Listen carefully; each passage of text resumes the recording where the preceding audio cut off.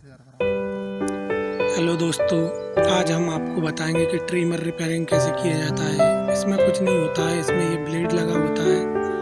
ये ब्लेड आपको ऐसे स्प्रिंग के नीचे सेट करना है। इसको सेट करने के बाद इसको अच्छे से लगा लेना है।